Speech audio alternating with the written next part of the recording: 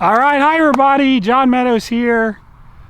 We're outside, it's about 85 degrees. Last week I actually wanted to film these videos, but it was cold and pouring down rain every day. It rained for 5 days straight. And now it flipped and it's 85 degrees. So anyways, what I wanted to talk about today was plyometrics. And if you know kind of my background, I love working with athletes too. And that requires what we call developing power or speed strength. But there's another question that comes up. You know, I remember when I used to go into the gyms and I used to see people jumping around doing all these different jumps, and I would ask them, I mean, this was years ago, what are you doing that for? And a lot of the people would say, well, it's building my legs up, implying that plyometrics build muscle. So I wanted to do a video today on, do plyometrics actually build muscle? Yes or no, and really what they're used for and what can be the value of plyometrics. So there's a couple things I want to cover in a little bit of detail. I don't want to get too deep into the weeds, but a little bit of detail I think is good. So what exactly causes muscles to get bigger? You got to really understand that before you can identify if plyometrics actually create muscle growth or not.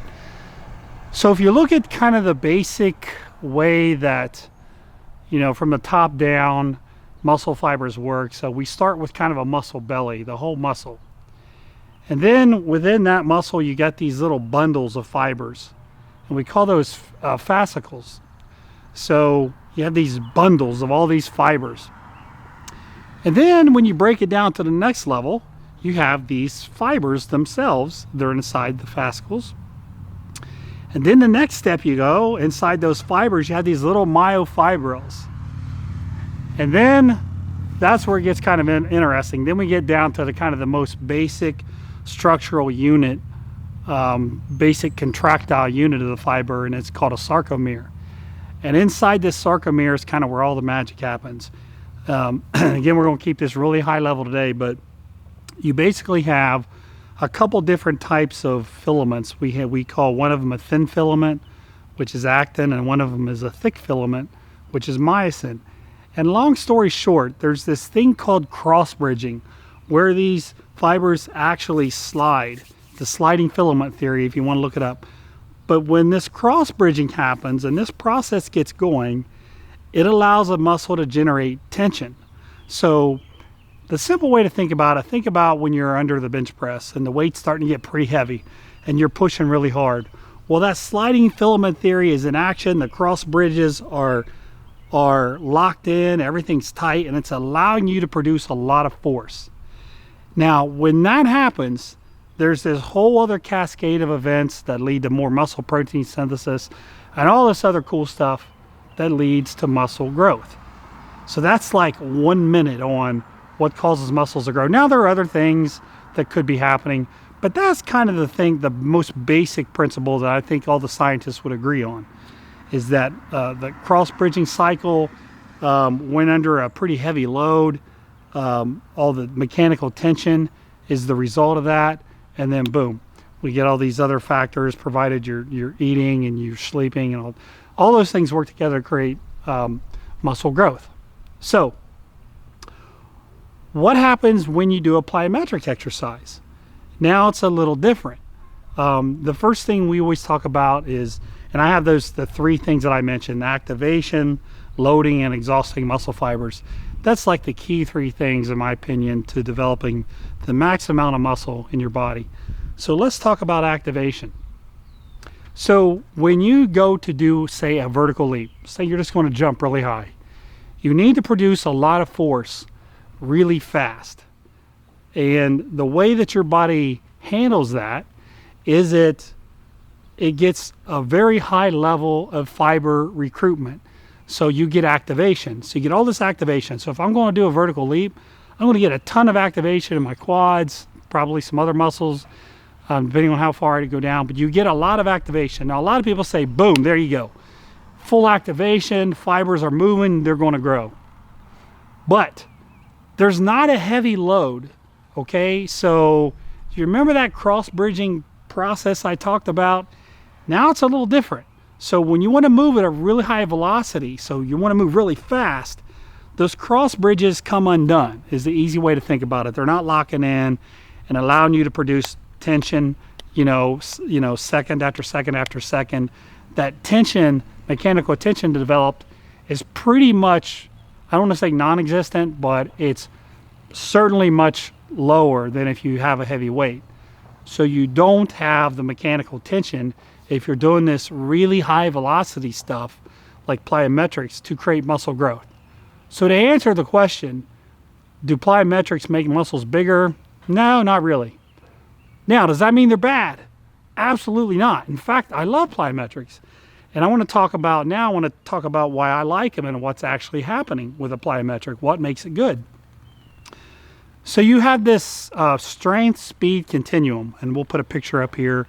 On one end you have strength, that's just pure strength, how strong you are. Then you move over a little bit and you have what we call strength speed. So that means you got maybe a moderate weight and you're pushing it as hard as you can. So I think in my head like a sled. I'm pushing a sled. I'm moving pretty fast, but it's kind of heavy, so it's not flying. It's not high velocity. And then the next one over, you have speed strength. So now you're moving at a high velocity with as much weight as you can, but still able to maintain that velocity. So I think about like if I do a banded squat jump. You've seen me hook bands up to dumbbells and then around my shoulders, then I jump up in the air. It's very high velocity, but there is a little bit of a strength component. And then at the very end of that spectrum, you have speed, like running sprints. Now, what plyometrics work on is that speed strength part. That's the part of the continuum that it really works on. And why that's important is because some people would say that's power, that they're synonymous. But one thing that we can all agree on is athletes that are really good with that speed strength part are really good. So the guys who can develop the most strength they can, the fastest they can, that speed strength, tend to be the best athletes. Now here's the good news. You can train that with plyometrics. This is why I love them so much. You can teach your body to produce force really fast by doing plyometrics. And that's why I include them in programs. Now, you do need a solid strength base too. And I'm actually going to explain an example that's going to make that crystal clear for you. So, this combination of having strength and having speed strength is a beautiful thing. And that's how you can really get athletes developed really well. And I'm doing a lot of work with kids right now. All right, so let me give you an example of this. Let's say you're going to do a depth jump. So you're going to fall off a box and then you're going to jump. Okay, so when you fall off the box, you need to be able to explode up. If you don't have a foundation of strength, your knees will kind of buckle, you'll kind of lose all that energy you build up, and it'll be ineffective. So you need a strength base. Now what's happening? What's technically happening in that example of a depth drop into a jump? So what's happening is this process called the stretch shortening cycle. And this is kind of the key to plyometrics. So when you think about muscle contractions, you think about lengthening a muscle, which is the eccentric contraction, which like for a squat would be dropping down. Then you think about the isometric contraction. That's when you're not going up or down, you're not lengthening or shortening the muscle, you're just kind of in that one spot. So that's the spot right where you change direction. And that's usually a very short period of time. And then you have the concentric action, which is when you actually contract. So when you do a depth drop, so you drop off a box and you jump up in the air, when you land, now you go into the eccentric contraction as you're lowering, and then you stop for a split second, that's the isometric contraction, and then you explode up, that's a concentric contraction. Now, what happens in that process, again, it's called the stretch shortening cycle is what you hear. So think about a rubber band, okay? When you pull a rubber band back, the more force you apply backward, the more force you can potentially rebound with. So if you do a depth drop and you drop and then boom, you pop up, you should theoretically be able to jump with more force than if you just stand there and jump because of that principle. So what happens is during that eccentric part, you build up elastic energy and it basically sits in your tendons. And if you can rebound and explode really fast, then you can translate that into power or speed strength, or you can explode with a lot of force. So again, you need that kind of that isometric strength to stop and not buckle. If your joints collapse, you lose all that power. So isometric strength is really key. So we do a little bit of isometric work so you can stop and hold that position, even though it's going to be fast.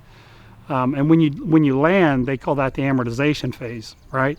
And you want that to be short. So you want to pop right back up. You don't want to land, reset, and then jump. You want that amortization phase to be very, very quick. That means that energy that you generated going down will now be able to rebound and propel you forward, okay?